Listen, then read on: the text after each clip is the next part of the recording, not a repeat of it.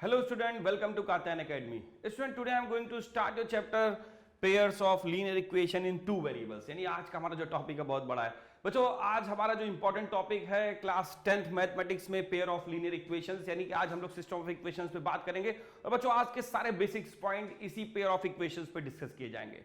तो जुड़ जाइए भाई, हमारी क्लास स्टार्ट हो चुकी है बच्चों और क्लास में जो बेसिक्स पॉइंट डिस्कस होने हैं आज के चैप्टर के उसको ध्यान रखिएगा बच्चों। इंपॉर्टेंट टॉपिक है, यहाँ पर आपसे कुछ ऐसे क्वेश्चंस हैं जो बोर्ड में ज्यादातर पूछे जाते हैं बच्चों।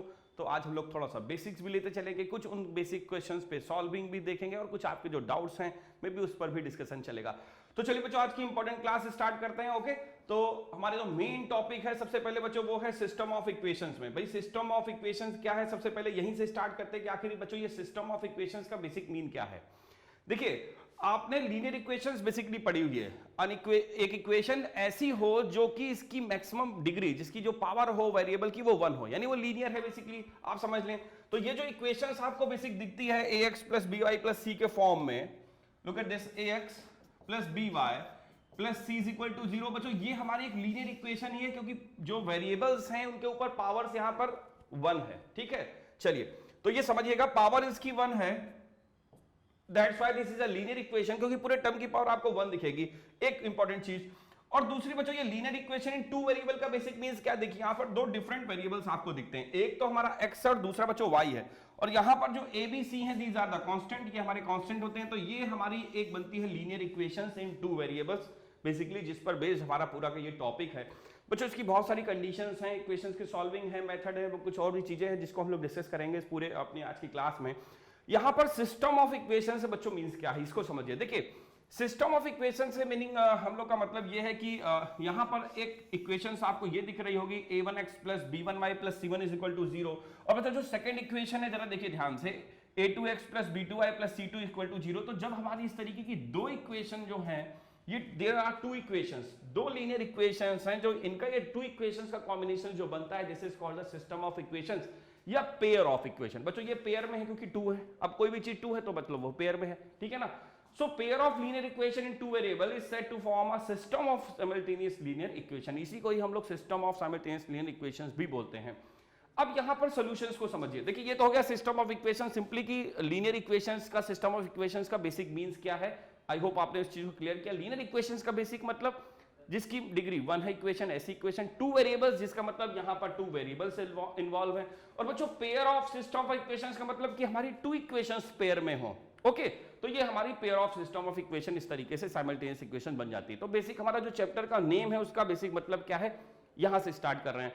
अब बच्चों इसके कुछ और बेसिक पॉइंट समझते हैं, जैसे कि सबसे मेन चीज होती है इसके सोल्यूशन की, कि ये सोल्यूशन ऑफ इक्वेशन क्या चीज होगी। भाई इसका सोल्यूशन किस तरीके से फाइंड करेंगे। देखिए अगर एक सिंपल इक्वेशन है, जैसे मान लेते हैं 2x plus 3y is equal to 4, ठीक है, एक सिंपल सी इक्वेशन है। अब यहां से आप इसके सोल्यूशन की बात करिए कि इस इक्वेशन के कितने सोल्यूशन पॉसिबल होंगे। तो बच्चों एक इक्वेशन के बहुत सारे सोल्यूशन पॉसिबल होते हैं।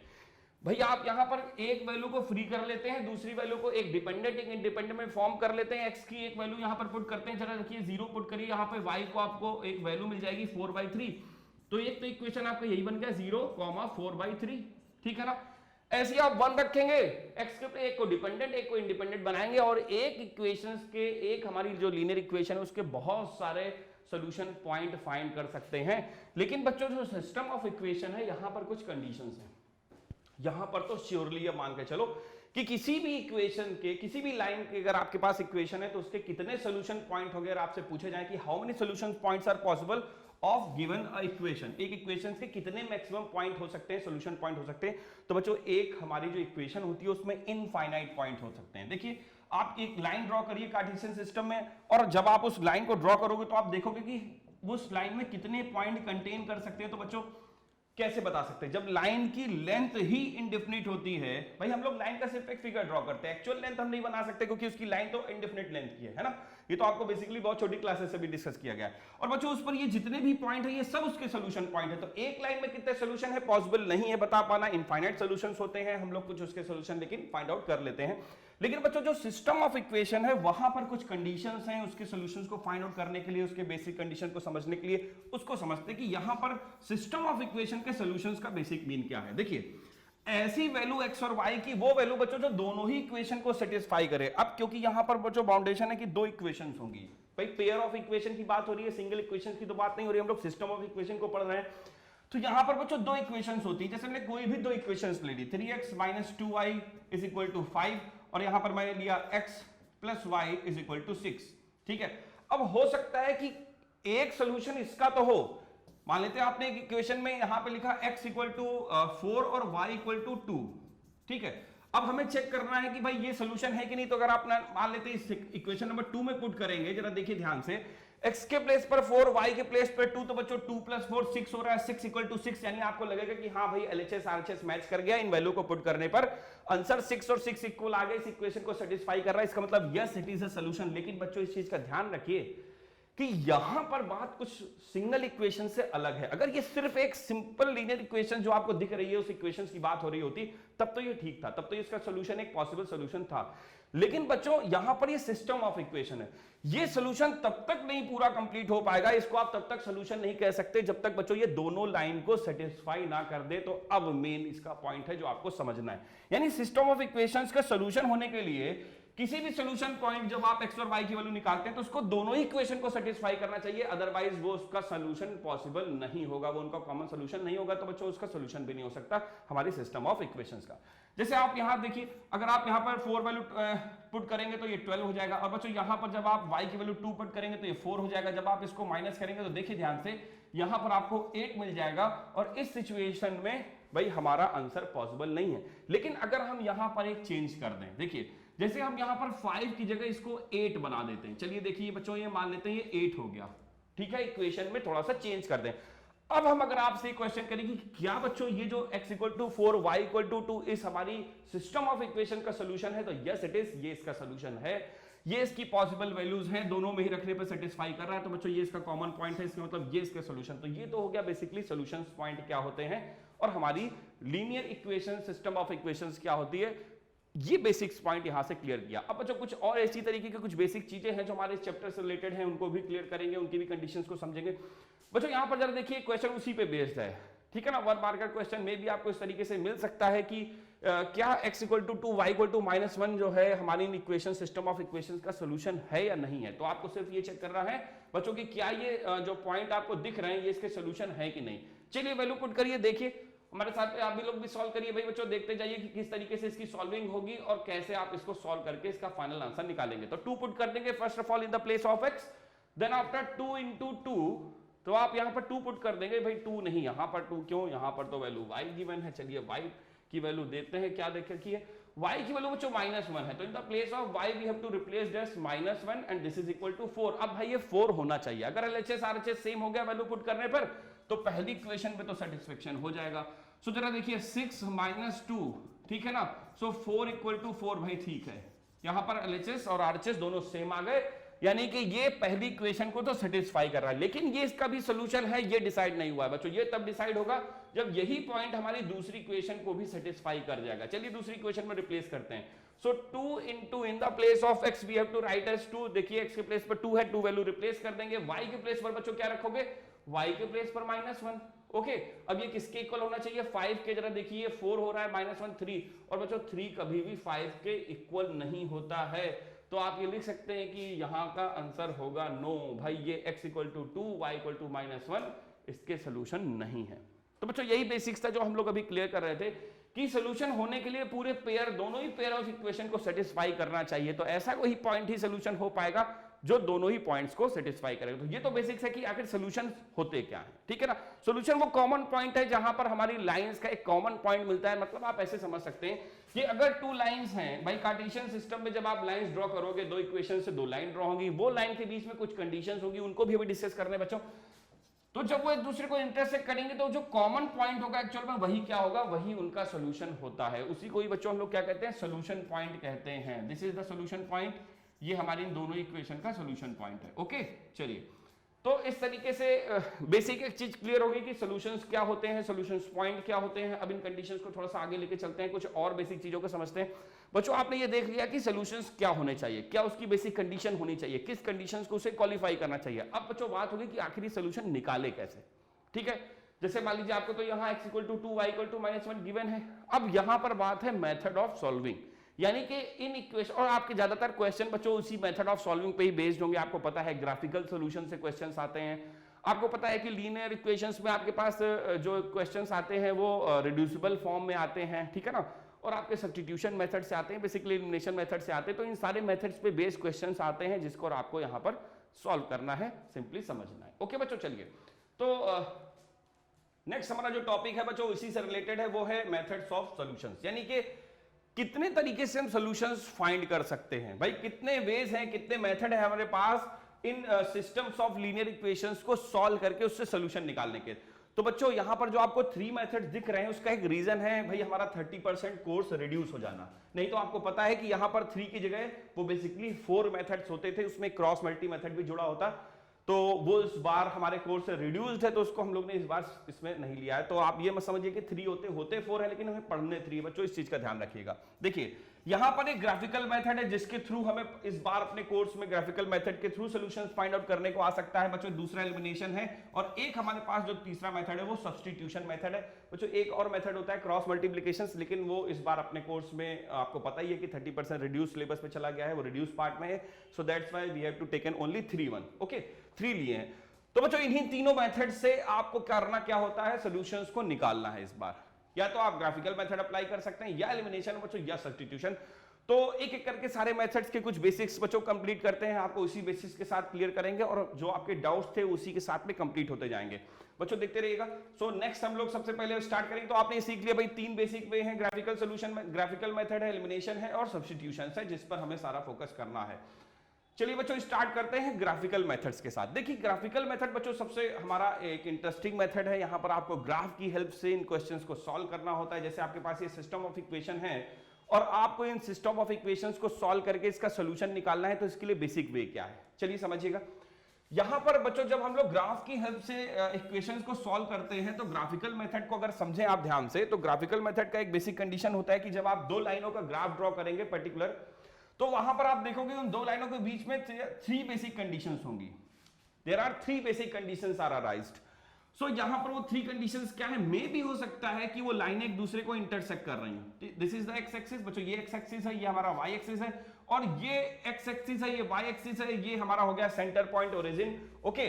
और ये 2 लाइनें हमारी इंटरसेक्ट कर रही हैं, ये हमारा एक्स एक्सिस है, ये हमारा वाई एक्सिस है, और ये हम हैं, और ये हमारी लाइन इंटरसेक्ट कर रही है, ठीक है। चलिए देखिए, सो बच्चों यहां पर जब ये लाइन इंटरसेक्ट करेंगे एक दूसरे को, तो ये जो पॉइंट आपको मिलेगा, दिस पॉइंट, पहली सिचुएशन है, फर्स्ट कंडीशन। यहां पर ये जो आपको सॉल्यूशन दिख रहा है, जो पॉइंट आपको दिख रहा है एक्चुअल में इंटरसेक्टिंग पॉइंट, यही इसका क्या है, सॉल्यूशन पॉइंट होगा। तो ये तो हो जाएगा भाई इसका सॉल्यूशन पॉइंट। क्लियर। चलिए एक चीज तो ये आपने क्लियर कर ली, तो ये सॉल्यूशन पॉइंट क्लियर हो गया। अब बच्चों ये सॉल्यूशन पॉइंट आपको निकालने के लिए करना क्या होगा उसको समझते हैं। देखिए उसके लिए आपको बच्चों लाइन की सबसे पहले इक्वेशंस ड्रॉ करनी होंगी। ड्रॉ करने के बाद आपको वो कॉमन पॉइंट मिलेगा, उस कॉमन पॉइंट को आप ग्राफ पेपर में प्लॉट करेंगे। जब इस लाइन को प्लॉट करने के बाद आपको जो वो पॉइंट मिलेगा जहां पर इन्होंने इंटरसेक्ट किया होगा, मतलब हमारी इन दोनों लाइनों ने, पेयर ऑफ लाइंस ने इंटरसेक्ट किया होगा, वही पॉइंट आपका सॉल्यूशन पॉइंट क्लियर हो जाएगा और वही आपका फाइनल आंसर हो जाएगा। क्या बच्चों सिर्फ यही एक बेसिक कंडीशन होती है 2 लाइंस के बीच में? नहीं, ऐसा नहीं है। देखिए ये तो सिर्फ हमने इसीलिए फर्स्ट कंडीशन लिखी बच्चों। मे भी हो सकता है, देखिए इस सिचुएशन को आप कहते हैं कंसिस्टेंट, है ना, आपने पढ़ा होगा कंसिस्टेंसी। कंसिस्टेंसी को अभी हम लोग इसको डिस्कस करेंगे इसी के बेस पर। बच्चों ये पहला है, ऐसी सिचुएशन पे यूनिक सॉल्यूशन पॉसिबल होते हैं। आपको पता होना चाहिए कि जब लाइन हमारी इंटरसेक्ट करती हैं तो यूनिक पॉसिबल सॉल्यूशन होते हैं। सिर्फ और सिर्फ एक सॉल्यूशन पॉसिबल होगा जो कि ये इंटरसेक्शन पॉइंट है। अब बात करते हैं दूसरे की। तो ये तो हो गया बच्चों सॉल्यूशन पॉइंट, क्लियर। और कैसे यूनिक होंगे? जब लाइनें हमारे इंटरसेक्ट करेंगी, ओके। दूसरी कंडीशन बच्चों, दूसरी कंडीशन चलिए यहीं से इसको बताते हैं। ये हमारा एक दूसरा कोऑर्डिनेट सिस्टम बन गया। अब इस कोऑर्डिनेट सिस्टम में हो सकता है कि बच्चों जब आप लाइन ड्रॉ करो तो आपकी लाइनें कुछ इस तरीके से चली जाए। भाई पॉसिबिलिटी जरूर है, या तो लाइनें इंटरसेक्टिंग होगी बच्चों, या हो सकता है कि लाइनें एकदम पैरेलल पास कर जाएं, एकदम यूं पैरेलल निकल जाएं। अब बच्चों ऐसी अगर सिचुएशन हो गई कि लाइनें पैरेलल निकल गई, तो आप ये मान के चलो ये तो कहीं इंटरसेक्ट ही नहीं करेंगी। ऐसी सिचुएशन में कहां इंटरसेक्ट होने वाला है? और बच्चों जब ये लाइन एक दूसरे को इंटरसेक्ट करेंगी ही नहीं, तो इनका सॉल्यूशन कहां से मिलेगा? यानी ये वो सिचुएशन होती है जब हमारी लाइंस कैसा सॉल्यूशन रखती हैं, नो सॉल्यूशन, ठीक है। तो बच्चों ये दूसरा केस हो गया, नो सॉल्यूशन वाला केस इसको बोलते हैं। इस केस में सॉल्यूशंस में, इक्वेशंस में सॉल्यूशंस पॉसिबल नहीं होता, मतलब वो लाइनें एक भी सोल्यूशन पॉसिबल उनका नहीं होगा, और इस कंडीशन को कहते हैं इनकंसिस्टेंट सोल्यूशन। ठीक है, तो आप लोग का शायद एक क्वेश्चन भी था कि सर कंसिस्टेंट और इनकंसिस्टेंट सॉल्यूशंस को क्लियर कर दीजिए। तो यहां से बेसिकली आप लोग को समझ गया होगा कि कब हमारे सॉल्यूशन जो होते हैं पेयर ऑफ लाइंस के कंसिस्टेंट होते हैं। तो बच्चों जब यूनिक सॉल्यूशन होते हैं तब हमारे वो कंसिस्टेंट सॉल्यूशन होते हैं, उनको कंसिस्टेंट सॉल्यूशन भी कहते हैं, और यूनिक सॉल्यूशन पॉसिबल तब होते हैं जब लाइन हमारी इंटरसेक्ट करती है। अब इसके लिए कंडीशंस को भी हम लोग डिस्कस करेंगे। और बच्चों दूसरी कंडीशन ये होती है नो सॉल्यूशन वाली। ये नो सॉल्यूशन वाली कंडीशन बच्चों तब होती है जब लाइनें हमारी दोनों, जब आप लाइनों को ड्रॉ करें और ड्रॉ करने के बाद दोनों लाइनें कैसी हो जाएं, पैरेलल हो जाएं। सो ये नो सॉल्यूशन का केस हो गया, इसमें एक भी सॉल्यूशन पॉसिबल नहीं होगा, और इसी को बच्चों हम लोग इनकंसिस्टेंट सॉल्यूशन भी कहते हैं। बच्चों एक कंडीशन और भी पॉसिबल है, चलिए उस पर भी डिस्कस कर लेते हैं। देखिए ध्यान से बच्चों, यहां पर एक कंडीशन ये भी पॉसिबल होती है कि जब आप उन दो इक्वेशंस को ड्रॉ करें तो हो सकता है कि वो लाइन एक दूसरे के ऊपर ओवरलैप कर जाएं। ओवरलैपिंग का बेसिक मीन्स है कि बच्चों दोनों ही लाइन की इक्वेशंस तो आपको देखने में लगे कि अलग है, लेकिन जब आप उससे लाइन को ग्राफ ड्रॉ करें, उस लाइन को ड्रॉ करें अपने सिस्टम में, कोऑर्डिनेट सिस्टम में, तो बच्चों देखिए एक के ऊपर एक दूसरी लाइन क्या कर गई, ओवरलैप कर गई। ठीक है ना, देखिए दोनों लाइनें एक के ऊपर एक हैं, हम लोग ये नहीं कह सकते कि टू लाइंस हैं कि एक सिंगल लाइन है। सो ये थर्ड सिचुएशन होती है। और बच्चों इस सिचुएशंस में हमारे कितने सॉल्यूशंस पॉसिबल होंगे, भाई यहां पर देखिए ध्यान से कि जब दो लाइनें एक दूसरे के ऊपर ओवरलैप कर गई, इसका मतलब वो हर एक पॉइंट पर एक दूसरे को क्या कर रही, कट कर रही, मतलब हर एक पॉइंट ही उनका इंटरसेक्शन पॉइंट है। और बच्चों इसलिए उसका हर एक पॉइंट ही क्या है, सोल्यूशन पॉइंट है। ये मेरे सब बाहर जा रहे हैं, सो एक्चुअल में आप मान लो कि सब लाइन के ऊपर है। ठीक है भाई, यहां से ये लाइन के, तो ये सारे के सारे पॉइंट जो है बच्चों लाइन पर इंटरसेक्शन पॉइंट पर ही है। हर एक पॉइंट बच्चों इंटरसेक्शन पॉइंट है, एवरी पॉइंट इंटरसेक्शन पॉइंट, यानी कोई भी एक पॉइंट आप एक लाइन से निकालोगे दूसरे को जरूर सेटिस्फाई करेगा। अगर उस लाइन से कोई सोल्यूशन पॉइंट निकालोगे तो 100% दूसरी वाली को सेटिस्फाई करेगा, यानी कि हर एक पॉइंट जो होगा इसका सोल्यूशन पॉइंट पॉसिबल होगा। सो यहां पर सिचुएशन आ जाएगी हमारी थर्ड वाली, और इस सिचुएशन को कहेंगे, जो ये ओवरलैपिंग वाली सिचुएशन है, यहां पर होते हैं इनफाइनाइट सॉल्यूशंस। तो बच्चों यहां पर आप लिख सकते हो कि इसमें इनफाइनाइट सॉल्यूशन पॉसिबल होंगे, किसके, हमारी इक्वेशंस के। ओके बच्चों, तो ये इनफाइनाइटली मेनी सॉल्यूशंस होंगे, इसको कोइंसिडेंस रूट्स भी आप बोलते हो। ये तीसरी, थर्ड और आखिरी सिचुएशंस हैं हमारी पेयर ऑफ इक्वेशंस लाइन में। ये तीन बेसिक कंडीशंस हो सकती हैं जिसको आपको ध्यान रखना है। दो आपने देखी, यूनिक या कंसिस्टेंट, दूसरी नो सॉल्यूशंस या इनकंसिस्टेंट सॉल्यूशंस, ये वाला केस होगा जब लाइनें पैरेलल हो जाएंगे। और बच्चों तीसरा ये इनफाइनाइट सॉल्यूशंस। अब इसको हम लोग इस इक्वेशंस के थ्रू बच्चों समझते हैं कि आखिर इनको हम लोग सॉल्व कैसे करते हैं। तो चलिए सॉल्विंग का बेसिक वे भी समझते चले, और आपने बेसिकली ये तो सीख लिया कि किस तरीके से सॉल्यूशंस में कब नो सॉल्यूशंस पॉसिबल होंगे, कब ग्राफिकल सॉल्यूशंस में आपके इनफाइनाइट सॉल्यूशन बच्चों पॉसिबल होंगे, और कब आपके यूनिक सॉल्यूशंस पॉसिबल होंगे। ओके बच्चों, चलिए तो अब आते हैं सॉल्यूशंस के वे पे। देखिए आपको किसी भी इक्वेशंस को सॉल्व करने के लिए मिनिमम लाइन ड्रॉ करने के लिए 2 पॉइंट तो कम से कम चाहिए, मिनिमम 2 पॉइंट रिक्वायर्ड है, उससे कम पे बच्चों बात नहीं बनेगी। तो देखिए फर्स्ट इक्वेशन को सॉल्व करते हैं, y को मैंने उस तरफ ट्रांसफर कर दिया, सो 2x - 2 = y। भाई इस तरीके से डिपेंडेंट और इंडिपेंडेंट के फॉर्म में इसको ड्रॉ कर लीजिए। इससे होगा क्या बच्चों, किसी भी इक्वेशंस को सॉल्व करना इजी हो जाएगा। अब आपको इस तरीके से कम 2 पॉइंट तो x और y के सॉल्यूशंस पॉइंट निकालने ही पड़ेंगे। 3 भी निकाल ले तो बड़ी अच्छी बात है, लेकिन 2 में ही काम चल जाएगा, कम से कम लाइन ड्रॉ हो जाएगी। चलिए बच्चों यहाँ पर 3 पुट करते हैं। देखिए ध्यान से, जब आप 3 पुट करोगे तो 3 2 जा क्या हो जाएगा, 6, 6 - 2। भाई 3 पुट करने पर किसके प्लेस पर, x के प्लेस पर, हमें y की वैल्यू क्या मिल गई, 4 मिल गई। तो एक पॉइंट तो मिल गया, और एक दूसरा पॉइंट भी मिल सकता है अगर हम x के प्लेस में बच्चों 0 पुट कर दें। देखिए अगर हम यहां पर 0 पुट कर देंगे, सो 0 × 2 क्या हुआ, वो तो 0 हुआ, यानी y की वैल्यू -2 आ गई। तो 0 पुट करने पर -2। मैं ज्यादा आगे नहीं जा रहा हूं क्योंकि हमारे पास बच्चों लिमिटेड टाइम होता है, मैं 2 ही पॉइंट निकाल रहा हूं, मे बी आप भी 2 ही निकालिए क्योंकि आपके पास भी बोर्ड में लिमिटेड ही टाइम होगा। ओके चलिए, तो ये तो फर्स्ट इक्वेशन के लिए वर्क हो गया। अब इसी तरीके से सेकंड इक्वेशन के लिए भी वर्क करिए। देखिए सेकंड इक्वेशन हमारे पास क्या है, 4x, और यहां पर भी हम लोग उसी तरीके से फॉर्मेशंस कर लेंगे कि 3y को हमने यहां पर होल्ड किया, 4x को ट्रांसफर किया, तो 24 - 4x, यहां पर 4x कर लीजिए। और 3 को बच्चों अगर आप डिवाइड भी करना चाहें तो y = फाइनली 24 - 4x/3। तो इस तरीके से आप इक्वेशंस को एक इस तरीके से चेंज कर लीजिए कि एक वेरिएबल आपका डिपेंडेंट और एक इंडिपेंडेंट वेरिएबल में कन्वर्ट हो जाए। अब बच्चों नेक्स्ट क्या करना है, नेक्स्ट स्टेप में आपको फिर से वही 2 कम से कम सॉल्यूशंस पॉइंट चाहिए, जिसकी हेल्प से आप इक्वेशन को इजीली क्या कर सके बच्चों, ड्रॉ कर सके। चलिए इस बार 2 पॉइंट निकालते हैं, देखिए कौन कौन से पॉइंट पॉसिबल होंगे। रखिए भाई देखते हैं कौन सी इक्वेशन में हमें वैल्यू मिल सकती है। चलिए एक्स के प्लेस पर कहां से स्टार्ट करते हैं, जीरो से करें। देखिए जीरो अगर आप पुट करोगे सो यहां पर जीरो हो जाएगा फाइनली, और 24/3 बचेगा। 24/3 करेंगे तो 3 8 जा, यानी 8 टाइम्स, ठीक।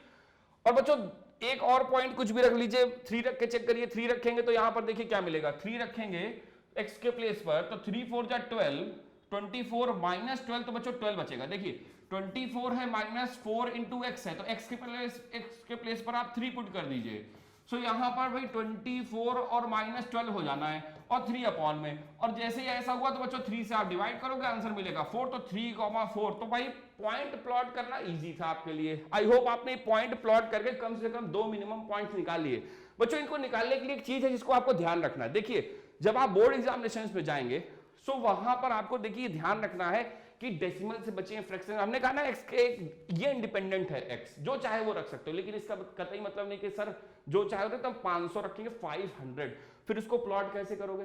कोई कहे सर मैं डेसिमल में रखूंगा, चाहे भाई पुट कर लो आप डेसिमल में, कोई प्रॉब्लम नहीं है, आ जाएगा आंसर मिल जाएगा, लेकिन उसको प्लॉट करना भी आप ही को है बच्चों, उससे आप ही को लाइन ड्रॉ करनी है, तो प्रॉब्लम आप ही को होनी है फाइनली, ठीक है। तो ऐसी वैल्यू रखिए जिसको आप इजीली प्लॉट कर सकें, फ्रैक्शन से बचने की कोशिश करिए, कंप्लीट होल नंबर्स में वैल्यू मिले तो प्लॉट करना इजी हो, जल्दी से आप लाइन ड्रॉ करें, जल्दी से क्वेश्चन फिनिश करें। ओके चलिए, सो यहां से कुछ इसी तरीके को ध्यान में रखते हुए हम लोग ने कुछ इसी तरीके से पॉइंट बच्चों डिसाइड किए हैं। आपको भी कुछ ऐसा ही करना पड़ेगा भाई, जिससे आप कम टाइम में अपने क्वेश्चन को अच्छे से एक्सप्लेन करके वहां पर सॉल्व कर सकें, ठीक।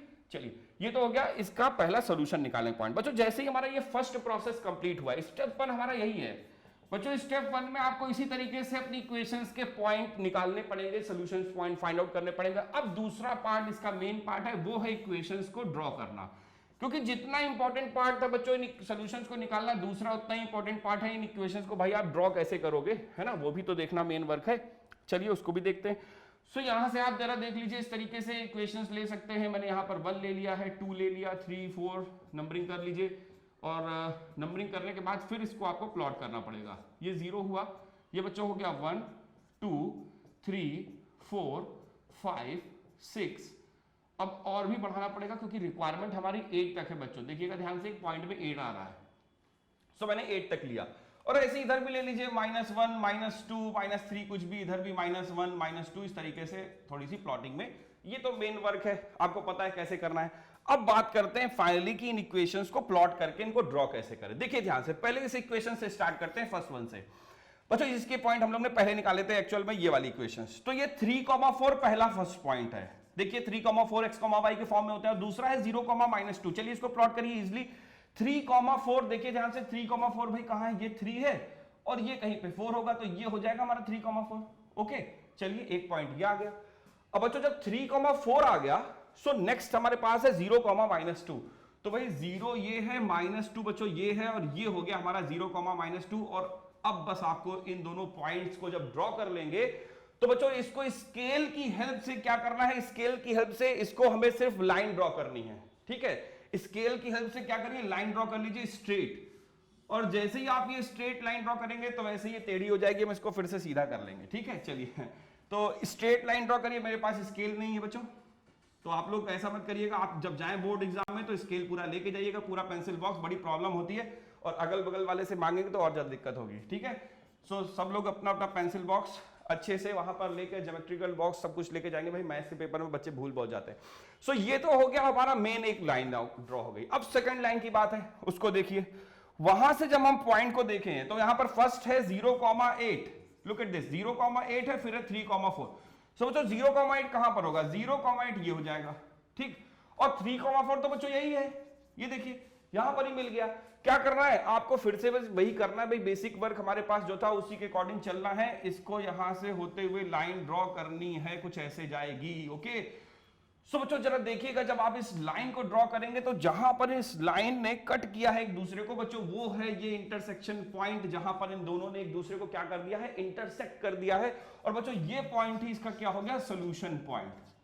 तो पहला वर्क तो हो गया हमारा कि सोल्यूशन पॉइंट जो निकालना था बेसिकली निकाल लिया। और जरा इस सोल्यूशन पॉइंट को चेक करिए कि आखिर ये पॉइंट क्या है, तो ग्राफ पेपर में आपको इजीली दिखेगा बच्चों। ये 3,4 है, यानी x की वैल्यू आपकी 3 आ गई और y की वैल्यू आपकी 4 आ गई, क्योंकि ये सोल्यूशन पॉइंट 3,4 था। तो इस तरीके से आप क्वेश्चंस की इक्वेशंस को ड्रॉ कर सकते हैं, ड्रॉ करने के साथ उसको ग्राफिकल वे से सॉल्व भी कर सकते हैं। कुछ बच्चों ने क्वेश्चन भी किया था कि सर ग्राफिकल मेथड को सिखाइएगा, बता दीजिएगा, तो मैंने देखिए इसीलिए भाई एक क्वेश्चन दिया है। लीनियर इक्वेशंस इन टू वेरिएबल जो है ये बतानी है।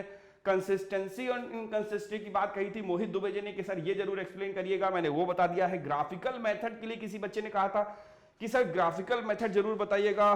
सो यहां से ग्राफिकल मेथड भी किसने पूछा था? चलिए हमारे एक बच्चे ने पूछा जरूर था कि सर ग्राफिकल मेथड जरूर बताइएगा। अब maybe graphical method, yes, Abhinav Pandey ji ने कहा था कि सर ग्राफिकल मेथड को जरूर एक्सप्लेन करिएगा linear equation in two variable में।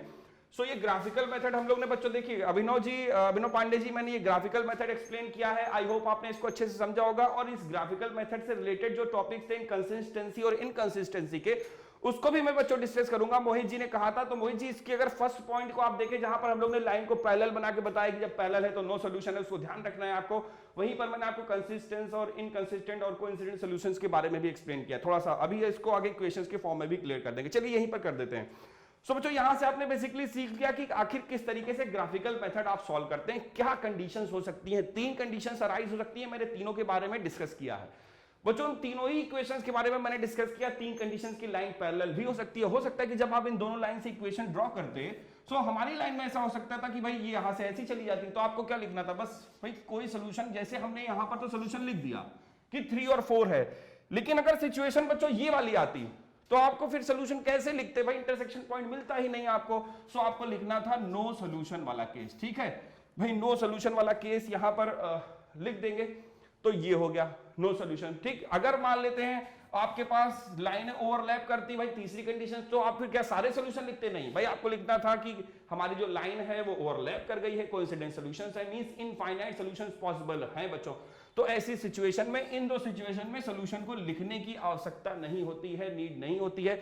इसी सिचुएशन में जब यूनिक सॉल्यूशन पॉसिबल हो, लाइन इंटरसेक्ट कर रही हो बच्चों, तभी ऐसा करते जो हमारी लाइन ने किया। ओके, चलिए कुछ इसी से रिलेटेड चीजें हैं, उसको भी क्लियर करते चले। तो कुछ बच्चों ने पूछा भी है कि सर कंसिस्टेंसी इनकंसिस्टेंसी को जरूर मैं नाम बताता हूं।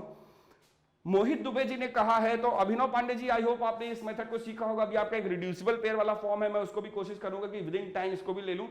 और मोहित जी, आपका जो क्वेश्चन था कि सर कंसिस्टेंसी और इनकंसिस्टेंट सॉल्यूशन को एक्सप्लेन करिएगा, देखिए इसी के साथ में कर लेते हैं, क्लियर हो जाएगा।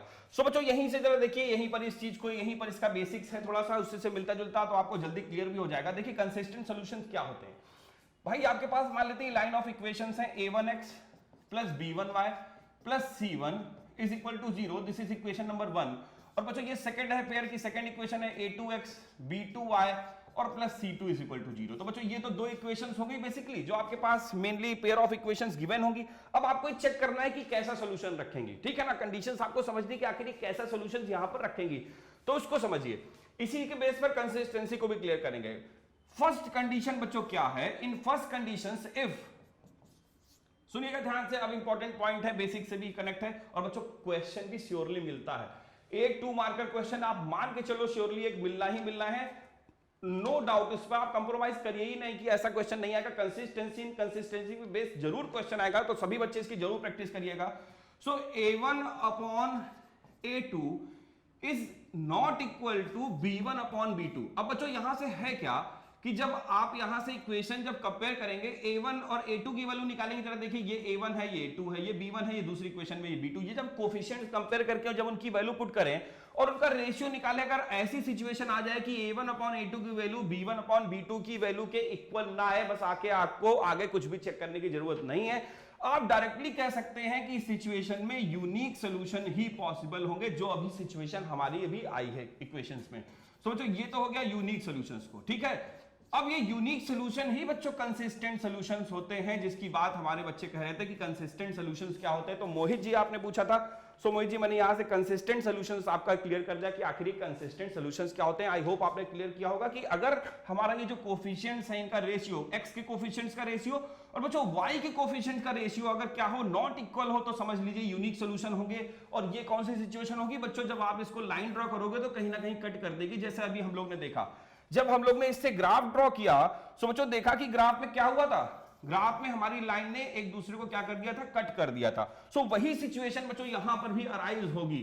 जब आप लाइन ड्रॉ करोगे इनसे तो वो लाइन कहीं ना कहीं एक दूसरे को किसी एक सिंगल पॉइंट पर इस तरीके से कट कर देंगी और ये जो पॉइंट होगा यही इसका सोल्यूशन पॉइंट हो जाएगा। ओके बच्चों, तो ये तो हो गई फर्स्ट कंडीशंस, क्लियर। अब बात करते हैं सेकंड कंडीशंस की। अब बच्चों जरा देखिएगा सेकंड कंडीशंस क्या है। जो सेकंड कंडीशन है उसमें जरा देखिए क्या है, if a1 upon a2 is equal to b1 upon b2 और is equal to c1 upon c2। चलिए ये दूसरी कंडीशंस ले लेते हैं, मैच कर दें उसी से, क्योंकि हम लोग ने जिस ऑर्डर में वहां बताया था उसी ऑर्डर में यहां भी क्लियर करते हैं जिससे कंफ्यूजन ना हो। बच्चों a1 upon a2 is equal to b1 upon b2 not equal to c1, ये हो जाए केस, ठीक है। इसको समझिए पहले। अगर बच्चों ऐसी सिचुएशन आ गई तो आप ये मान के चले कि ये जो सिचुएशन है दूसरी वाली की, अगर a1 अपॉन a2 इक्वल आ गया b1 अपॉन b2 के, तब आपको c1 अपॉन c2 को भी चेक करना पड़ेगा। और ये ध्यान रखिएगा, इसमें आप लोग बहुत गलतियां करते हो कि एक तो मान लीजिए इधर दिया हुआ है इक्वल के उस साइड में, एक दिया है इक्वल के इस साइड में, और बच्चे कंपेयर कर देते हैं, फिर साइन का प्रॉब्लम आ जाता है। देखिए यहां पर आपको या तो दोनों को इक्वल के उस साइड रखना है या दोनों को जनरल फॉर्म में इस साइड में रखना है, इधर जीरो फॉर्म कर लेना है, उसके बाद कंपेयर करिएगा। बच्चों छोटी छोटी सी चीजें हैं जहां पर गलतियां श्योरली हो ही जाती हैं, आप जितनी भी कोशिश करते हैं अगर थोड़ा सा ध्यान भटक जाता है तो मिस्टेक हो जाती है। तो इन सारी चीजों को, छोटी छोटी पॉइंटों को ध्यान रखना है जिससे वहां पर मिस्टेक ना हो। सो बच्चों जब आप यहां पर इस तरीके से कंपेयर करेंगे तो ये वो सिचुएशन बनेगी जिसको हम लोग कहते हैं कि भाई इस सिचुएशन में हमारे सॉल्यूशंस में, इक्वेशन में कोई भी रूट्स पॉसिबल, कोई भी इसका सॉल्यूशन पॉसिबल नहीं होगा, इसमें आपका कोई भी एक कॉमन पॉइंट नहीं मिलेगा। सो बच्चों ये वो सॉल्यूशन क्या है जिसमें हम लोग कहते हैं कि नो सॉल्यूशन, ठीक है ना। सो ये तो हो गया हमारा नो सॉल्यूशंस। इस सिचुएशन में कोई भी सॉल्यूशन पॉसिबल नहीं होगा। बच्चों इसी को ही हम लोग इनकंसिस्टेंट सॉल्यूशंस भी कहते हैं। सो मोहित जी ध्यान से शायद आपने समझ लिया होगा कि आपकी कंसिस्टेंसी और इनकंसिस्टेंट सॉल्यूशंस में क्या बेसिक्स पॉइंट होते हैं।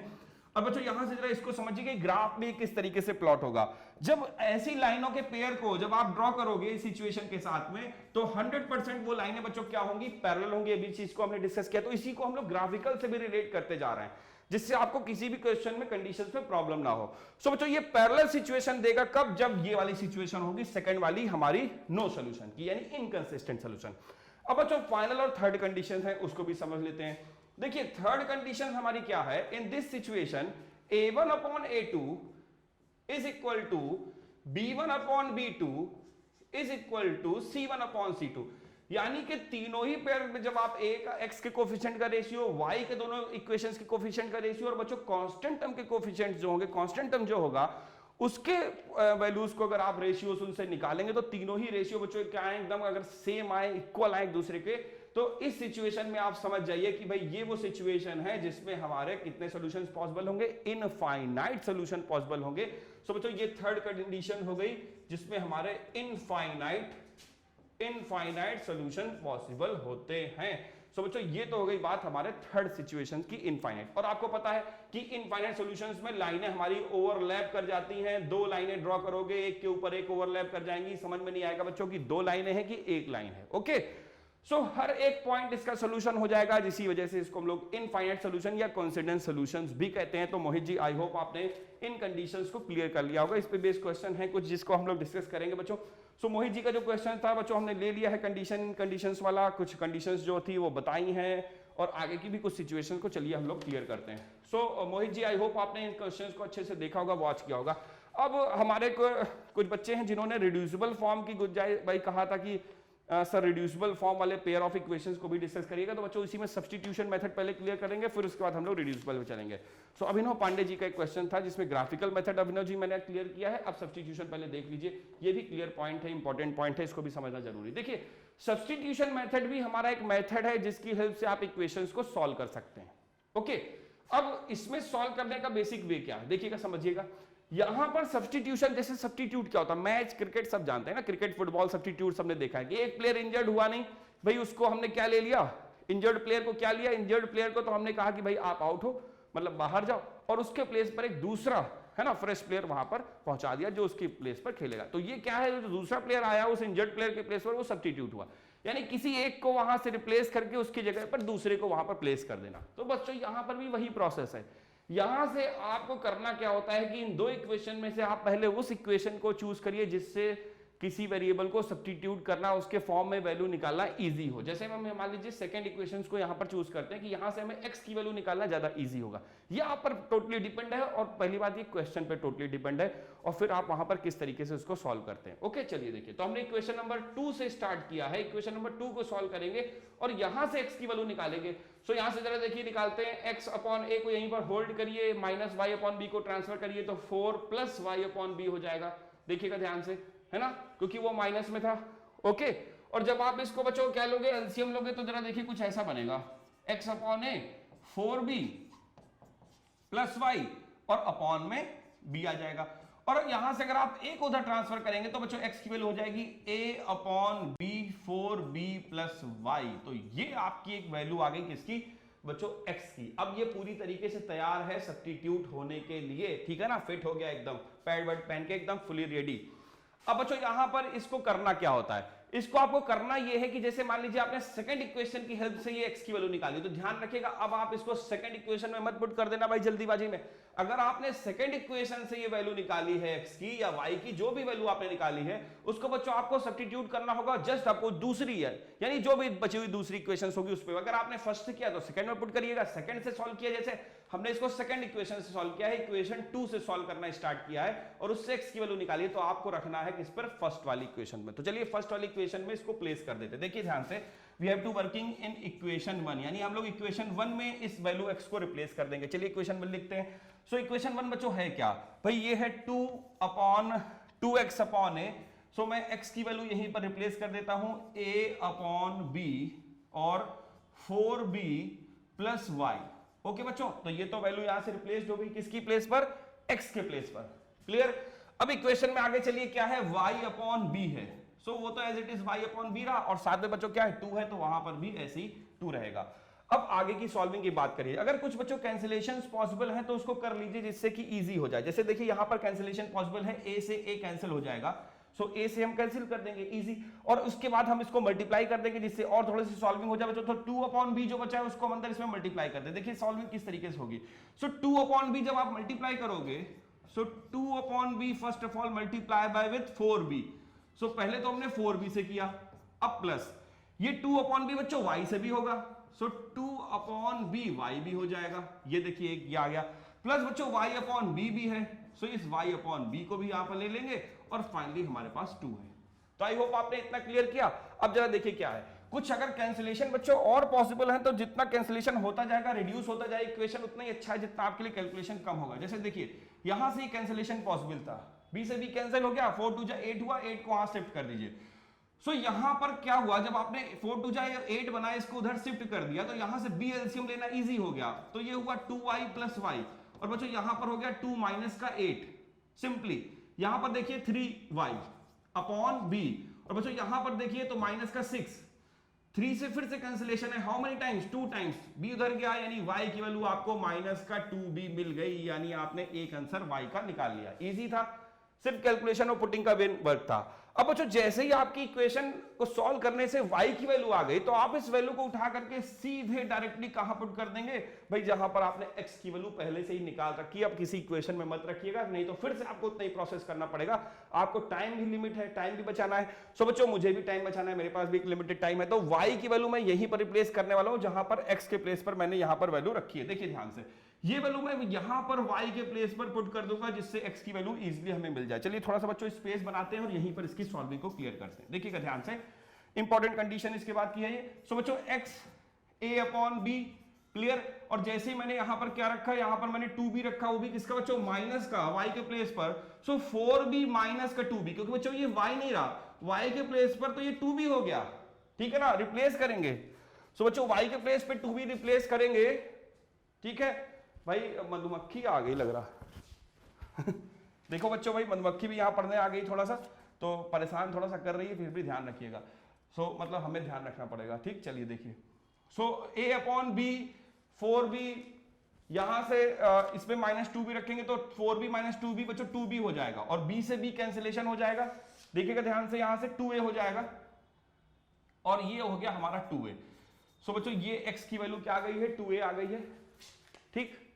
तो यहां से ये x की वैल्यू 2a आ गई है, y की वैल्यू बच्चों क्या आ गई है 2b आ गई है, माइनस का 2b और x का 2a, दोनों ही वैल्यू को आपको ध्यान रखना है और इसी तरीके से उसका सिंपल सा कैलकुलेशन करना है।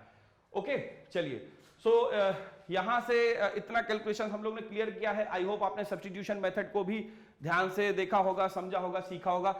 अब इसके बाद इसके एक मेन और पॉइंट को समझते हैं, जहां से एक बच्चे ने भी क्वेश्चन किया था उसको भी क्लियर करेंगे और आगे की कंडीशंस को भी क्लियर करते जाएंगे। चलिए, तो यहां से आ जाइए एलिमिनेशन से, भाई अब कोई डिस्टर्बेंस नहीं होगा, ठीक। चलिएगा ध्यान से, वो जो थी वो अपनी जगह पे चली गई है, अपनी जगह पर आ गई है वो, ठीक है, वो यहां पे आ गई थी, देखो। चलिए बच्चों क्वेश्चन में आ जाए, देखिए ध्यान से। अब हम लोग थोड़ा सा ध्यान अपना फिर से क्वेश्चन में ले आते हैं। बच्चों एक क्वेश्चन एक बच्चे ने और किया था, उसको भी डिस्कस करना है। उससे पहले एलिमिनेशन मेथड, एलिमिनेशन मेथड से ही रिलेटेड एक बच्चे ने कहा था कि सर इसको reducible pair of reducible form, पहले आप उसको रिड्यूस करिए उस फॉर्म में जिससे आप इसको सिंपली सॉल्व कर सके। तो बच्चों यही वो क्वेश्चन है, यहां से आपको एलिमिनेशन मेथड भी क्लियर हो जाएगा और कैसे आप इसको रिड्यूस करते हैं बच्चों वो भी क्लियर हो जाएगा, दोनों ही कंडीशंस क्लियर हो। देखिए इस टाइप के जो क्वेश्चंस होते हैं आप इसमें एलसीएम मत लीजिए। अगर आप एलसीएम लेते हैं बच्चों ऐसी सिचुएशन में तो क्या होगा भाई, अगर ऐसी सिचुएशन में आप अगर एलसीएम ले लेंगे तो यहां पर नीचे एक्स स्क्वायर वाई स्क्वायर बन जाएगा, लीनियर इक्वेशन की जगह क्वाड्रेटिक बन जाएगी, ठीक है ना।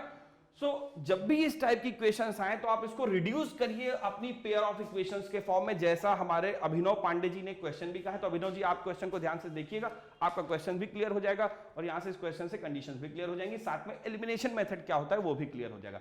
बच्चों एलिमिनेशन मेथड का बेसिक मीन क्या है, देखिए एलिमिनेट करना, ठीक है ना। किसी को एलिमिनेट करने का मतलब क्या है भाई, क्लियर कर दें, उसको हटा दें, एलिमिनेट कर देना, है ना। तो यहां से एलिमिनेट करने के लिए बच्चों यही मेथड होगा कि हमारे पास दो वेरिएबल होंगे, किसी एक वेरिएबल को आपको एकदम वैनिश करना है, खत्म, एलिमिनेट, और दूसरे वाले इक्वेशंस जो हमारी इक्वेशंस में जो दूसरा वाला वेरिएबल बचेगा उसको पहले सॉल्व करना है, बाद में दूसरे की वैल्यू निकालेंगे। ओके चलिए देखते हैं कैसे सॉल्व करेंगे। सो बच्चों ये तो पहला काम आपका ये होगा कि इसको रिड्यूस करिए सिंपल जर्नल फॉर्म में। जब आप उसको रिड्यूस करेंगे तो देखिए क्या होगा, देखिए ध्यान से, 44 है हमारे पास, x 1 upon x plus y है। तो बच्चों यहां पर हम आपको पहले ही थोड़ा सा बता दे रहे हैं कि आपको लेट करना होगा 1 अपॉन x प्लस वाई को कुछ ऐसा, भाई इसी के जैसा एक क्वेश्चन भी था तो मैं इसीलिए को ले रहा हूं। 1 अपॉन x प्लस वाई को कुछ भी ले लीजिए आप, कोई भी नया वेरिएबल असाइन कर लीजिए, मैं a ले लेता हूं, ठीक है। और ऐसे ही 1 अपॉन x माइनस वाई को बच्चों आप क्या ले सकते हो, b ले सकते हो सिंपली, तो ये b हो जाएगा, एक a हो गया एक b हो गया। अब आप जरा देखिए क्वेश्चन में आ जाइए, जब आप यहां पर 1 अपॉन एक्स प्लस वाई के प्लेस पर क्या लेट कर लेंगे, a लेट कर लेंगे, तो ये हो जाएगा 44a। और बच्चों दूसरी वाली कंडीशन क्या बनेगी, 30b, क्लियर, और ये इक्वल टू होगा 10। चलिए पहली इक्वेशंस के साथ में हम लोगों ने इस इक्वेशंस को रिड्यूस कर लिया। अब इसी तरीके से इस इक्वेशन को भी आप ऐसे रिड्यूस करिए, यहां पर ये हो जाएगा 55a और ये हो जाएगा बच्चों 40b और इज इक्वल टू 13। तो ये अब हमारी मेन इक्वेशन समझिए ये टर्म होके आ गई। मैंने इसको 1 2 ले लिया है, आप 3 4 भी ले सकते थे, उसको 1 2 ले सकते थे, ये आपको अपने हिसाब से सेट करनी है इक्वेशंस की नंबरिंग, इक्वेशंस की नेमिंग जिस हिसाब से आप रखते हैं। सो बच्चों इतना हम लोग ने मेन वर्क कर लिया। अब दूसरा है एलिमिनेट करना, दूसरा प्रोसेस। बच्चों एलिमिनेट करने के लिए कोफिशिएंट इक्वेट करने पड़ते हैं। पहला स्टेप था reducible form to general form में रिड्यूस करना, पेयर ऑफ इक्वेशंस को जनरल फॉर्म में इस तरीके से पेयर को रिड्यूस करना, बच्चों वो वर्क हो गया है। अब जैसे ही वो वर्क हमारा कंप्लीट हुआ तो अब हमारा सेकंड वर्क होता है, सेकंड स्टेप होता है कि इक्वेशंस को इक्वेट करना। कैसे, उस कोफिशिएंट को इक्वेट करिए जिस वेरिएबल को आप यहां से इजीली हटा सकते हैं, इक्वेशन से इजीली उसको एलिमिनेट कर सकते हैं बच्चों, इसीलिए इसका नाम एलिमिनेटिंग मेथड भी है। देखिए अगर हम आपने पिक किया जिसको इजी हो, जिसको बच्चों हटाना इजी हो, ये आपके क्वेश्चन पे टोटली डिपेंड करेगा। जैसे बच्चों हमें लगता है कि बी को रिमूव करना ज्यादा इजी है तो हम लोग ने बी को पिक किया। अब बी को रिमूव करना है तो बच्चों यहां पर इक्वेशन में आपको बी के कोफिशिएंट को क्या करना पड़ेगा, इक्वेट करना पड़ेगा, मतलब एक जैसा बनाना पड़ेगा दोनों इक्वेशन में, अदरवाइज ये कभी ऐसे एलिमिनेट नहीं हो पाएंगे। तो देखिए यहां पर अगर हम 4 से इंटू कर देते हैं फर्स्ट वाली इक्वेशन में, we have to multiplying by 4, और बच्चों सेकंड वाली इक्वेशन में अगर हम लोग 3 से इंटू कर दें तो देखिएगा ध्यान से, फर्स्ट वाली इक्वेशन में हमने 4 से इंटू किया और सेकंड वाली इक्वेशन में हमने 3 से इंटू किया। ये तो इसलिए आपने समझा कैसे, देखिए 4 से करेंगे तो ये 120 हो जाएगा, बेसिक जो उनका कॉमन जो आपको एलसीएम जैसे आप करते हो देखते हो, और इसमें अगर आप 3 से करोगे तो ये 120 हो जाएगा। उससे पहले कोई कॉमन का मल्टीपल मिलने वाला है नहीं, जो लोएस्ट कॉमन मल्टीपल है वो 120 है, इसलिए उसी को इक्वल इनको बना लिया। अब जब देखिए रिड्यूस होंगे तो ये कैसे फॉर्म में बनेंगे, जरा मल्टीप्लाई करते हैं फिर देखेंगे। यहां पर बच्चों जब आप 4 से मल्टीप्लाई करोगे तो ये 4 4 जा 16 हो जाएगा, ये 4 4 जा 16 117 176a बनेगा भाई, बहुत काफी लंबा हो गया। और बच्चों यहां से देखिए सो 120b हो गया, ओके, और फिर इधर आ जाइए तो ये 40 हो गया। सो एक कंडीशन आपको मिल गई। फिर यहां पर आ जाइए 3 से इंटू करिए, सो 3 से करेंगे 3 5 जा 15, ठीक है, और फिर 3 5 जा 15 और 1 कैरी था बच्चों तो 6 हो जाएगा, तो 165a हो जाएगा। और यहां पे करेंगे तो बच्चों ये इजीली 120b हो जाएगा। और फाइनली जब आप इससे करेंगे तो ये आपका मिलेगा 13 3 जा 39। तो इक्वेशंस कुछ इस तरीके से टर्न आउट हो जाएंगी। अब आगे की कंडीशंस को अच्छे से क्लियर करते हैं। सो बच्चों यहां पर आपको क्या लेना है, इनको सब्ट्रैक्ट करना है। क्यों? क्योंकि साइन सेम है, जब तक सब्ट्रैक्ट नहीं करेंगे एलिमिनेट नहीं होगा। सो सब्ट्रैक्ट करना हमारे लिए मस्ट है। चलिए कर देंगे सब्ट्रैक्ट। देखिए 120 प्लस माइनस क्या होता है भाई, आपको पता है सब्ट्रैक्ट करने से जो हमारी दूसरी इक्वेशन है, सेकंड वाली इक्वेशन है, उसके साइन रिवर्स्ड हो जाते हैं। अगर प्लस है जहां जहां पर वो माइनस हो जाएगा, अगर बच्चों माइनस है तो वो क्या हो जाएगा, प्लस हो जाएगा। ओके चलिए तो रिवर्स हो गए, यहां से 120 कैंसिल हो गया। जब आप यहां सब्ट्रैक्ट करोगे तो आपको मिलेगा 11। देखिए 1 और 1, और बच्चों ये तो आपका वैसे ही है। सो ये 11a हो गया और यहां पर आ गया हमारे पास 1। क्लियर? अब ये 11 जाएगा अपॉन में। सो a की वैल्यू आपको फाइनली यहां से डिसाइड हो गई 1/11। क्या बच्चों ये आपका आंसर है फाइनल? देखिए फाइनल आंसर तो नहीं है, लेकिन हाँ हेल्प जरूर करेगा अभी हमारी सॉल्विंग में। चलिए इतना क्वेश्चन हम लोग ने क्लियर किया। आई होप आपने इतने पोर्शन को क्लियर किया होगा। अब बच्चों इस वैल्यू को आप किसी भी एक इक्वेशन में रख सकते हैं जिससे आपको b की वैल्यू मिल जाए। चलिए हम लोग फर्स्ट वाली इक्वेशन को इसको चूज करते हैं और इस वाली इक्वेशन में a की वैल्यू 1/11 इजीली रखते हैं, फिर देखते हैं आंसर क्या मिलने वाला है। सो बच्चों जरा देखिएगा, फर्स्ट वाली है 44a और a के प्लेस पर हम लोग रिप्लेस करने वाले हैं किससे बच्चों, 1/11 से, क्योंकि एक्चुअल में हमारी उसकी वैल्यू a की क्या आ गई है, a की वैल्यू तो 1/11 आ गई है, तो 1/11 से रिप्लेस कर दीजिए। अब इसके बाद जरा देखिए क्या होगा, नेक्स्ट प्लस कर दिया, फिर जैसा है एज इट इज आप चेंज कर दीजिए। 30b है तो 30b का रख देंगे बच्चों, फिर 10 है तो 10 कर देंगे। 11 से जब आप इसको सब्ट्रैक्ट डिवाइड करोगे तो 4 टाइम्स होगा, 4 जाके बच्चों सब्ट्रैक्ट हो जाएगा तो 30b इज इक्वल टू 6 हो जाएगा। और जब 6 आपका डिवाइड में जाएगा तो बच्चों b की वैल्यू आपको हो जाएगी 6/30, यानी 6/30 का मीन होता है 1/5। तो यहां से आपने दो इंपॉर्टेंट वैल्यू फाइंड कर ली और बच्चों वो दोनों इंपॉर्टेंट वैल्यू a और b की हैं, जहां पर b आपने निकाल लिया है 1/5। वहीं बच्चों आपने a की वैल्यू क्या निकाली थी, a की वैल्यू आ गई थी 1/11। तो आई होप आपने इतनी वैल्यूज को अच्छे से क्लियर कर लिया। लेकिन क्या ये फाइनल आंसर है बच्चों? फाइनल आंसर तो नहीं है। देखिए क्वेश्चन में हमने कुछ लेट किया था, अब जब लेट किया है एक्चुअल में हमें x और y की वैल्यू फाइंड आउट करनी थी बच्चों, थोड़े से स्पेस की डिमांड है, इसलिए आपने इतना तो बेसिक सीख लिया है, इसलिए मुझे इसे मूव करना पड़ेगा और आगे की सॉल्यूशंस को यहीं पर आपको क्लियर करना पड़ेगा। सो बच्चों थोड़ा सा यहां पर मूव कर दिया है हम लोगों ने आगे की कंडीशंस को सॉल्व करने के लिए। देखिएगा ध्यान से बच्चों, एक्चुअल में a है क्या, a आया है 1/11, हमें निकालना था x। जरा देखिए रिप्लेस करिए। So 1/x plus y is equal to 1/11 और 1/x minus y is equal to 1/5। देखिए b के प्लेस पे 1/5 रिवर्स कर लीजिए। सो बच्चों x plus y equal to 11 मिल जाएगी equation, x minus y equal to 5 मिल जाएगी इक्वेशन। और बच्चों अब आप एक बार फिर से इन दोनों इक्वेशन को इजीली सॉल्व कर लीजिए। देखिए सिंपली आपको फिर से एक बार एलिमिनेशन लगाना पड़ेगा, कि एक ही क्वेश्चन में डबल एलिमिनेशन मेथड का हम लोग इस्तेमाल कर रहे हैं। तो बच्चों एक ही क्वेश्चन बहुत सारी कंडीशंस को क्लियर कर देगा। इस बार देखिए y कैंसिल होंगे, ठीक है, x और x क्या हो जाएंगे 2x। इस बार बच्चों ने प्लस किया, रीजन क्या है, इक्वेट ऑलरेडी है, इक्वेट करने की जरूरत नहीं है। साइन हमारे क्या है, डिफरेंट है, इसलिए माइनस करने की जरूरत नहीं है। ऐसी सिचुएशन में प्लस करके काम चल जाता है। और बच्चों ये हुआ 16, 2 से आपने जब फाइनली इसको डिवाइड किया तो x की एकदम एग्जैक्ट वैल्यू मिली, जो आपका मेन आंसर है बच्चों वो है 8। और जब आप 8 यहां पुट करेंगे, उसको उधर सब्ट्रैक्ट करेंगे तो y की वैल्यू आपको मिल जाएगी 3। तो इस तरीके से ये आपका final answer x equal to 8 और y इक्वल टू 3 है। सो यहां से अभिनव जी ने एक क्वेश्चन किया था, अभिनव पांडे जी ने, कि सर 2 वेरिएबल वाले रिड्यूसिबल पेयर इक्वेशंस को आप पहले तो एक्सप्लेन कर दीजिए। फिर तो मैंने एक्सप्लेन किया है और आपको सारे बेसिक्स मेथड उसके साथ क्लियर किए हैं। तो आई होप आपने क्वेश्चन को बच्चों अच्छे से देखा होगा, ध्यान से समझा होगा और इन कंडीशंस को क्लियर किया होगा। मोहित जी ने भी इसी तरीके का क्वेश्चन दिया, तो मोहित जी आई होप अब आप उस क्वेश्चंस के कंडीशंस को समझ गए होंगे कि किस तरीके से क्वेश्चन को, इस कंडीशन के क्वेश्चंस को सॉल्व करते हैं।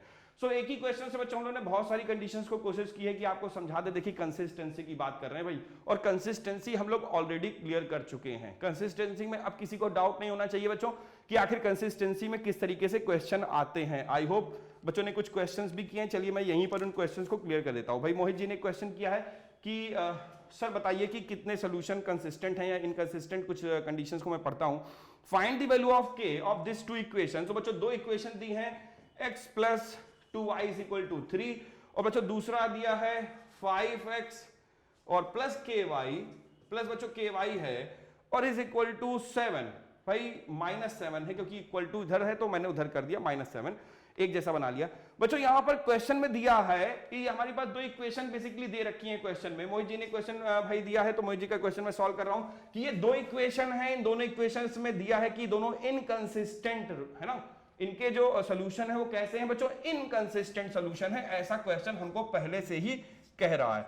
बच्चों इस चीज का ध्यान रखिएगा, जब कंडीशंस हमको पहले से ही मिल जाती है तो उसी के अकॉर्डिंग हम लोग वर्क करेंगे, ठीक है ना। तो इनकंसिस्टेंट सोल्यूशन हमारी इक्वेशन रखती हैं, ऐसा क्वेश्चन है, क्वेश्चन की कंडीशंस हैं जो कि मोहित जी ने हम लोग को ये क्वेश्चन भेजा है कि भाई सर इस क्वेश्चन को सॉल्व करना है। चलिए सो बच्चों अभी आपने इस कंडीशन को सीख लिया कि इनकंसिस्टेंट हो जब सोल्यूशन तो क्या सिचुएशन होती है। अगर हमारे इनकंसिस्टेंट सोल्यूशन होते हैं, अगर हमारी सोल्यूशन इनकंसिस्टेंट होते हैं, सो बच्चों सिचुएशन ये होती है कि भाई हमारा a1 अपॉन a2, ठीक है ना, इनकंसिस्टेंट है, ध्यान रखिएगा, मैं लिख देता हूं a1 upon a2 is equal to b1 upon b2 is not equal to c1 upon c2 का केस बनता है। बच्चों ये केस होता है ना, इस चीज को आपने क्लियर किया है पहले से ही, तो हम लोग इसी कंडीशंस के अकॉर्डिंग चलेंगे। जरा देखिए भाई x के साथ में कोएफिशिएंट क्या है, कुछ नहीं, और जिसका कोई नहीं होता है उसका एक होता है, ठीक है ना। सो 1/5 कैसे, a1 अपॉन a2 तो a1 1 है, a2 हमारा 5 है। फिर दूसरा है b1 अपॉन b2, तो बच्चों b1 तो क्या है जरा देखिए 2 है, और b2 कितना है, b2 हमारा k है, सो यहां पे हो जाएगा 2 अपॉन k। और बच्चों c1 upon c2 not equal में रहेगा तो 3 अपॉन -7, तो एक तरफ इसीलिए मैंने उसको कर लिया था बच्चों जिससे कि हमारा क्वेश्चन में कंपेयर करना इजी हो जाए। ओके चलिए, तो इस तरीके से ये हमारी कंडीशंस हो गई। अब हमें निकालनी है k की वैल्यू। तो बच्चों k की वैल्यू जरा देखिए आप कैसे निकालेंगे, ध्यान से देखिएगा। आप इन दोनों को इक्वल कर सकते हैं, जब आप इसको इक्वल करेंगे so look at this, 1/5 is equal to 2 upon k। Now cross multiply, simply cross into करिए, so k is equal to वही हो जाएगा 10, तो क्रिस क्रैश कर दिया भाई यूं, है ना, कैची वाला, ठीक है ना। सो यहां पर सीजर मल्टीप्लिकेशन करने के बाद k की वैल्यू कितनी आ गई है 10। जैसे ही आपने k की वैल्यू निकाली तो बच्चों क्या यही सिर्फ आंसर होगा, नहीं, देखिए एक कंडीशन और भी बन सकती है, आपको उसको भी क्लियर करते रहना पड़ेगा। सो बच्चों दूसरी सिचुएशन ये हो सकती है कि भाई 2 upon k is not equal to, भाई ये होना चाहिए, ये होना चाहिए कि जब हमारी इनकंसिस्टेंट अगर सोल्यूशन रखते हैं तो ये सिचुएशन होनी चाहिए। और दूसरा क्या नहीं होना चाहिए बच्चों, वो भी तो देखते समझते चलिए। So 2 upon k is not equal to 3 upon -7। फिर से क्या करना है, फिर से आपको वही सीजर मल्टीप्लिकेशन करना है। सो माइनस का 14 हुआ, देखिए इधर से जाकर ये हुआ हमारा 3k और 3 आ जाएगा अपॉन में, so k is not equal to -14/3। तो बच्चों इसके इक्वल k को नहीं होना चाहिए इनकंसिस्टेंट सॉल्यूशन के लिए, और k इक्वल टू 10 के इक्वल होना चाहिए for inconsistent solution of this equation. तो आई होप आपने इस कंडीशंस को क्लियर किया होगा। तो मोहित जी आपने भी जो क्वेश्चन किया था उस कंडीशंस को मैंने यहां से क्लियर कर दिया है। सो ये तो हमारा कंडीशंस था, आपने बेसिकली कंडीशंस हम लोग ने वो पहले ही पढ़ लिया, उस चीज को हम लोग ग्राफिकली के साथ चले गए, तो ये इसीलिए मैं यहाँ पर बच्चों क्लियर नहीं कर रहा हूँ। उसी वजह पे मैंने यहाँ पे एक क्वेश्चन डाउट आपका ले लिया है। चलते हैं आगे, कुछ और क्वेश्चंस बच्चों कंडीशंस और कंसिस्टेंसी पे बेस्ड है, उन्हीं क्वेश्चंस को हम लोग क्लियर करेंगे। देखिए ध्यान से, क्वेश्चन है कि find k if system of equation have infinite many solution. देखिए आपको k की वैल्यू फाइंड करनी है, k की वैल्यू निकालनी है, जबकि इस इक्वेशंस के इनफाइनाइट मैनी सॉल्यूशंस पॉसिबल हैं। कुछ ऐसा क्वेश्चन भी किया था शायद बच्चों ने, तो वहां से हमने उस क्वेश्चन को उठाया है, लिया है। बच्चों देखिएगा ध्यान से, फाइंड k, यहां पर क्वेश्चन में कहा गया है कि k की वैल्यू फाइंड करनी है, k की इक्वेशंस की वैल्यू निकालनी है आपको। सिस्टम ऑफ इक्वेशन में इनफाइनाइटली सॉल्यूशंस रखता है भाई हमारा सिस्टम। चलिए ध्यान से, और आप लोग एक बार रिकॉल करके भाई देखिए, बताइए कि क्या हो सकता है, ठीक है ना। आपको पता है ना कि अगर सिस्टम में इनफाइनाइट सॉल्यूशंस पॉसिबल हो तो कंडीशन ये कहती है कि a1 upon a2 is equal होगा b1 अपॉन b2 के इज इक्वल होगा c1 अपॉन c2 के। भाई ये सिचुएशन होगी, इनफाइनाइट सॉल्यूशंस है, मैनी सॉल्यूशंस है, तो तीनों इक्वल होते हैं। आई होप आपने इस चीज को क्लियर किया होगा। अब बच्चों यहां से देखिएगा, यहां से a1 a2, तो देखिए a1 क्या है, k है, a2 कितना है, 12 है, ठीक। और यहां से देखिए 3 है, यहां से k है, क्लियर। और यहां से इसके बाद जाइए तो देखिए क्या है, माइनस का जो c1 अपॉन c2 है वो क्या है, माइनस का k -3, और अपॉन में यहां पर क्या हो जाएगा बच्चों, माइनस का k। तो ये आपको मेन कंडीशंस मिल गई सारी कंपैरिजन के बाद, जब हम लोग ने वैल्यू पुट की है कंडीशंस को समझते हुए कि अगर इनफाइनाइट सोल्यूशन होते हैं तो ये कंडीशंस रखती हैं भाई हमारी पेयर ऑफ इक्वेशन में, ये कंडीशंस फॉलो होती है। तो आई होप आपने देखा a1 अपॉन a2, ये a1 है बच्चों, ये a2 है, ये b1 है, ये b2 है, और ये हमारा c1 है बच्चों, ये हमारा क्या है, ये माइनस करके c2 है। तो वो वैल्यूज हम लोग ने यहाँ पर क्या कर दी है, रिप्लेस कर दी है। ओ बच्चों यहां से देखिएगा भाई क्वेश्चन ही रिप्लेस हो गया, वापस बैक कर ले, ठीक है ना। सो बैक कर लेते हैं क्वेश्चन, कंडीशंस को फिर से एक बार लिखना पड़ेगा बच्चों। चलिए फिर से मैं लिख देता हूं, एक बार ध्यान से रखिएगा। a1 upon a2 is equal to b1 upon b2 और is equal to c1 upon c2। तो माइनस k माइनस 3 और अपॉन में माइनस का k। चलिए फिर से बैक हो गया। सो अभी सॉल्व ही नहीं हुआ तो पहले ही चला गया है ना, तो इसको फिर से सॉल्व कर लेंगे। सो अब देखिए फिर से आपको एक एक दे रहा सॉल्विंग का मेथड देखना। भाई आप इस तरीके से क्या कर सकते हैं, इसको इक्वल कर सकते हैं, किसी भी चीज को इजीली आप सॉल्व करते हैं। यहां आपको दोनों बार सॉल्व करने की जरूरत नहीं पड़ेगी इस सिचुएशन में, क्योंकि सब इक्वलिटी पे है, सेम आंसर मिलेगा। So we have to take in multiply, फिर से आपको सीजर मल्टीप्लिकेशन करना है, क्रॉस मल्टीप्लाई करना है। देखिए ध्यान से, ये k और k क्या बनेगा, k स्क्वायर, और यहां से कितना हो जाएगा 36 बच्चों, k स्क्वायर 36 है तो k आपको प्लस माइनस 6, यहां से k की वैल्यू मिल जाएगी। तो इस तरीके से आप इसको सॉल्व कर सकते हैं। इस तरीके के क्वेश्चंस बहुत इंपॉर्टेंट है बच्चों, इनकी कंडीशंस को आपको समझना है और यहां पर उन कंडीशंस को रखना है। For what value of k will the system of equation have no solution.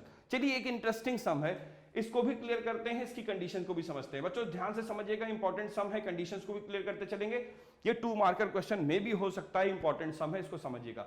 बच्चों जब हमारे पास देखिए कह रहे हैं k की वैल्यू बताइए, जबकि नो सॉल्यूशन का केस है इस बार। अब आपको पता है कि नो सॉल्यूशन वाले केस में क्या होता है। In no solution a1 upon a2 this is equal to b1 upon b2 and this is not equal to c1 upon c2। This is the case in which system of equation have no solutions, मतलब कि उनका एक भी solution possible नहीं होता है। Okay बच्चों, सो यहां तक का जब आपने बेसिकली क्लियर किया, so we have to putting in the place of a1 upon a2। जरा देखिए a1 और a2 के प्लेस पर आप क्या रखने वाले हैं। सो a1 के प्लेस पर कुछ नहीं है, तो बच्चों फिर से क्या है, जिसका कोई नहीं होता कोएफिशिएंट उसका 1 होता है। सो 1 और 3, सो ये तो हो गया 1 अपॉन 3। और बच्चों यहां से b1 अपॉन b2 देखिए तो 2 और k है, सो 2 अपॉन k हो गया। नेक्स्ट आ जाइए not equal to c1 upon c2, तो बच्चों 5/15 हो गया। सो इस तरीके से आपने सारी वैल्यू पहले तो प्लेस की। अब जरा इसकी सॉल्विंग को समझिए। Now again we have to scissor multiply करेंगे। So look at this, k is going to this way, 3 is going to this way, after this k is equal to 6. Now the value of k we have to find as 6 is the final answer of k. So the value of k is 6. क्या ये right answer है, final answer है? लग तो रहा है बच्चों, लेकिन अभी एक इनइक्वालिटी का केस है और ये देखिए अभी क्या सिस्टम करने वाला है। क्वेश्चन की कंडीशन को, ट्विस्ट को यहीं से समझिएगा। सो यहां से कैंसिलेशन पॉसिबल है बच्चों, कर लीजिए। देखिए 1/3। अब जरा देखिए ये क्या बना, जब आप इधर से इसको कंपेयर करेंगे, so look at this, when we have to compare these two, अगर हम इनको इक्वल करते हैं, so 2/k is not equal to 1/3। Now this time भाई क्या लेना है हमें, क्रॉस मल्टीप्लाई फिर से करना है, सीजर मल्टीप्लिकेशन। सो 3 जाना है इसके साथ, k जाना है 1 के साथ। So k is finally not equal to 6। बच्चों ये कौन सी बात हुई, k कह रहा है एक तरफ किसके इक्वल होना चाहिए, 6 के, एक तरफ दूसरा कह रहा है k नॉट इक्वल टू से, एक कह रहा है भाई हो, एक कह रहा नहीं हो, दोनों की खींचातानी चल रही। इसका मतलब भाई कुछ नहीं होगा। मतलब ऐसी सिचुएशन में आपको लिखना है no possible values of k for which equation have no solution, यानी ऐसी कोई भी पॉसिबल वैल्यू नहीं हो सकती k की। भाई ऐसा बच्चों कैसे हो सकता है कि k 6 हो भी और k 6 एक केस कहता है कि ना भी हो। तो ये वो सिचुएशन है जहां पर इस तरीके के डिस्प्यूट आ जाते हैं। तो आपको लिखना है कि ऐसी कोई भी पॉसिबल वैल्यू नहीं होगी k की जिस पर हमारा सिस्टम ऑफ इक्वेशंस क्या हो, नो सॉल्यूशंस रखता हो। तो कुछ ऐसे डिस्प्यूट क्वेश्चंस भी आ सकते हैं बच्चों जहां पर आपको इस तरीके की कंडीशंस मिलेंगी और आपको वहां पर सॉल्विंग करनी होगी। तो बच्चों आज की हमारी जो क्लास है वो यहीं तक, हमारा टाइम खत्म हो चुका है। हमने बेसिक्स पूरी कोशिश की है कि आपको सारे बेसिक्स क्लियर करें, लेकिन टाइम है, टाइम तो टाइम ही है, आपको पता है। जैसे ही घड़ी इशारा कर देगी शाम के 7 बजे बाद का समय खत्म हो जाएगा हमारी आपकी लाइव मुलाकात का, क्योंकि हमारे 12th के धुरंधर भी बैठे इंतजार कर रहे होंगे, उनकी भी बात है।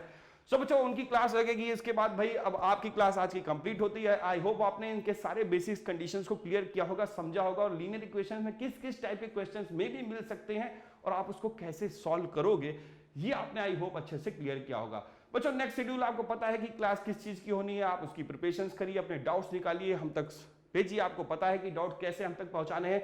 एक तो माध्यम हमारा ये है, आपको पता ही है, ईमेल में queries@katyanaacademy.com पे। इसके अलावा बच्चों हमारे ऐप पे एक छोटा सा ऑप्शन आ गया भाई, क्वेरीज का ऑप्शन है, वहां जाइए, सबमिट कर दीजिए, फिल कर दीजिए अपनी क्वेरीज को, हम तक पहुंचाइए, जिससे हम आपके सारे के डाउट्स भी कंप्लीट करते चलें और बच्चों इसी तरीके से अपने बेसिक्स को भी आपको समझाते चले। तो आई होप आपने क्लास को एंजॉय किया, देखा, समझा। नेक्स्ट शेड्यूल में हम लोग फिर कुछ अच्छी क्लासों में अपने आपके डाउट्स को क्लियर करते रहेंगे, इसी तरीके से कंडीशंस को सिखाते रहेंगे। Till then thank you, good bye.